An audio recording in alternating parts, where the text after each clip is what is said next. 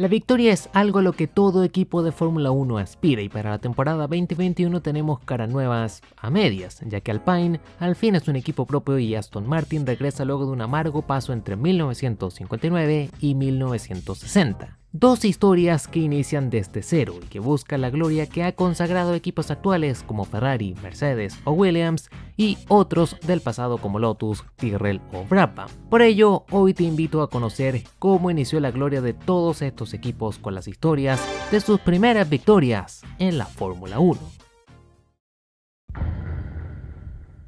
Los alfetas dominaron la era de los grandes premios y cuando la Fórmula 1 se formó, los italianos arrasaron con todos. Fue en la carrera inaugural en Silverstone durante el Gran Premio de Gran Bretaña de 1950, donde los alfetas llegaron con 4 autos de las 3F, Farina, Fagioli y Fangio, además del piloto británico Rick Parnell. Farina consiguió una apretada pole que pudo convertir en la victoria, le siguió Fagioli en la segunda plaza y Parnell llegó tercero para un triple podio de Alfa Romeo. El único que quedó fuera de toda esta gloria fue el pobre Fangio, quien sufrió una falla mecánica solo 8 vueltas del final.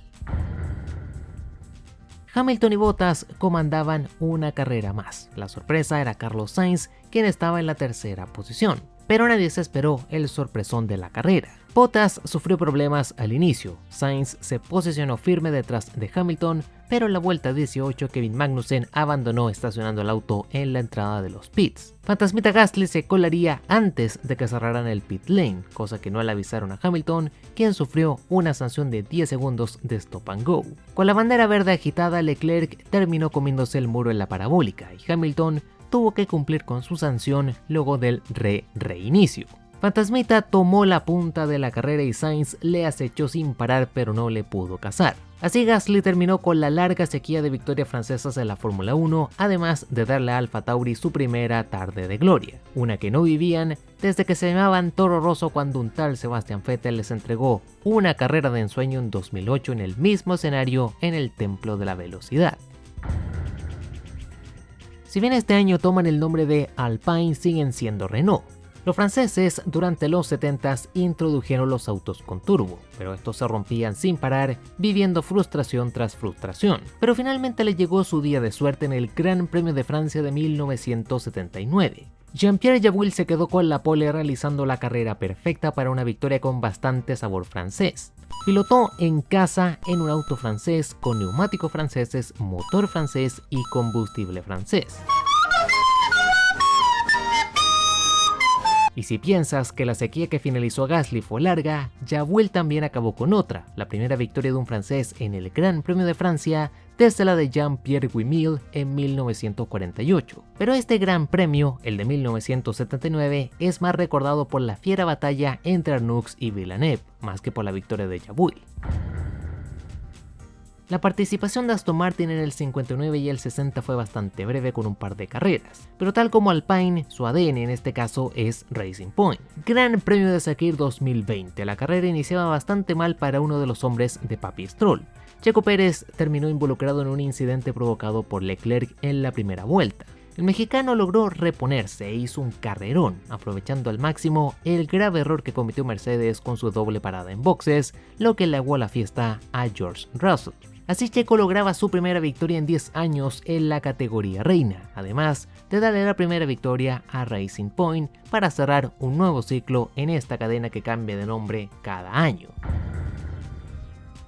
Nuevamente los alfetas llegaban como los grandes favoritos a Silverstone, pero en la quali, José Froilán González le arrebató por un segundo la pole a su compatriota Juan Manuel Fangio. Los argentinos se enfrentaron por la victoria, aunque Fangio sufrió por el alto consumo de combustible de su alfeta, lo que le hizo retornar a pits por más gasolina.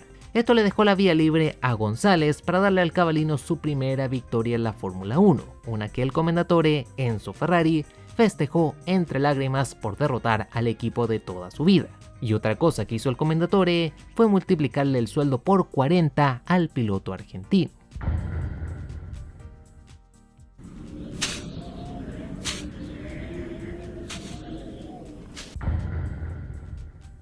Bruce McLaren llegó a Fórmula 1 de la mano de Cooper en 1958. Luego de varias temporadas, debutó con su propia escudería en 1966, pero sus resultados no eran muy destacables y su destino cambió finalmente en 1968.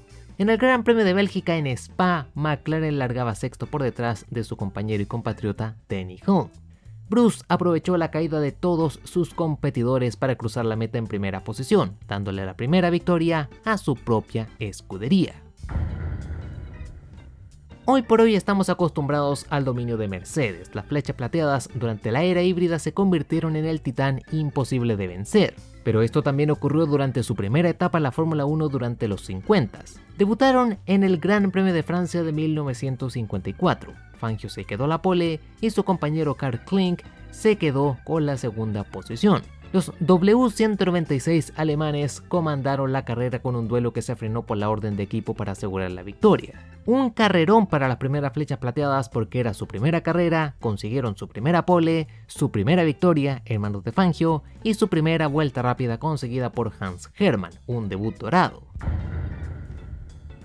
Para conocer el caso de Red Bull tenemos que viajar al Gran Premio de China de 2009. Los del toro energizado iban en ascenso y los cambios en 2009 los aprovecharon para saltar a la parte alta de la tabla. Sebastian Vettel consiguió la primera pole para el equipo, con Alonso interponiéndose entre los dos Red Bull ya que Webber se clasificó tercero sobre los Brown GP. El alemán supo convertir la pole en su victoria, era su segunda victoria personal y la primera para el equipo, con Webber finalizando detrás de él, obteniendo su mejor resultado en la Fórmula 1 para un 1-2 perfecto.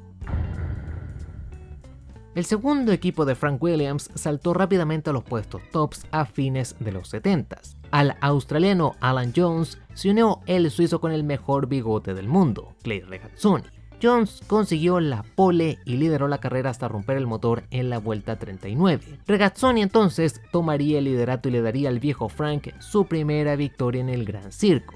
Un anuncio de lo que vendría ya que los británicos conquistaron su primer título mundial un año más tarde en 1980 con Alan Jones. Uno de los equipos más legendarios de la Fórmula 1 es Lotus. A la escudería de Colin Chapman no le tomó mucho tiempo desde su debut para posicionarse como el rival a vencer. Con Ines Ireland, Jimmy Clark y John Surtees lograron poles y podios, pero la victoria no llegó hasta el último GP de 1961. Ireland iniciaba octavo además de sufrir un trompo a la vuelta 10, parecía que no era su día, pero comenzó a remontar y el resto se comenzó a retirar. Poco a poco avanzó hasta robarse la punta aguantando como pudo en las últimas 10 vueltas porque sufrió un problema con la presión de combustible.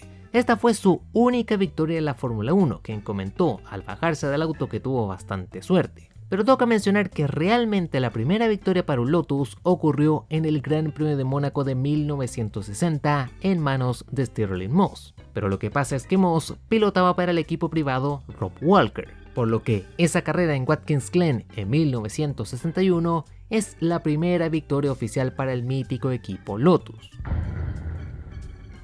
Quizás nunca lograron el título mundial ni un gran número de victorias, pero Ligier se transformó en otro equipo icónico de la Fórmula 1.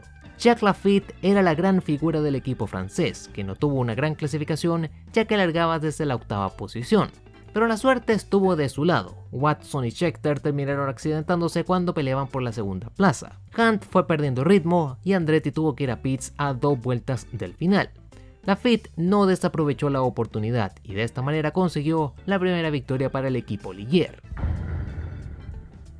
Luego de más de una década, el ex circuito Magdalena Micciuca, ya renombrado por entonces como Autódromo Hermano Rodríguez, recibía de vuelta al Gran Circo en 1986. Benetton disputaba su primera temporada luego de adquirir al equipo Toleman en 1985.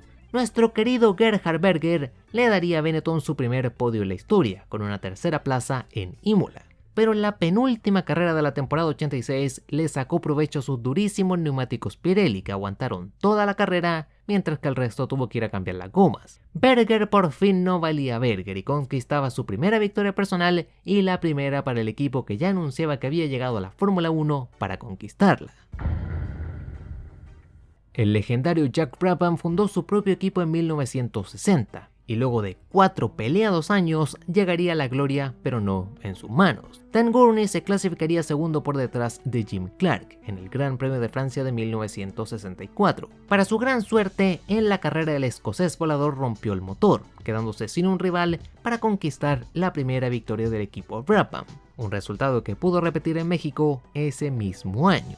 Curiosamente, al propio Brabham le tocó esperar 2 años más para lograr su victoria con su equipo. Esto finalmente ocurrió en el Gran Premio de Francia de 1966, desde donde encadenó 4 victorias al hilo y consiguió un título mundial.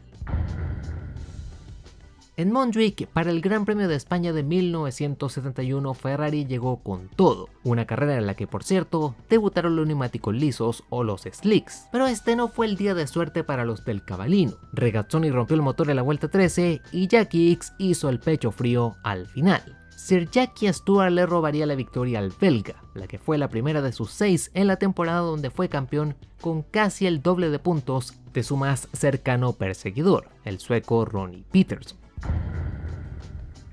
La gloria de Cooper fue hace tantos años que ya muchos le olvidaron o algunos ni siquiera le conocen. Los británicos lograron 2 títulos mundiales en su paso por la Fórmula 1 y fue durante el primero de estos que Jack Brabham en el Gran Premio de Mónaco de 1959 encaminó a los británicos a la gloria.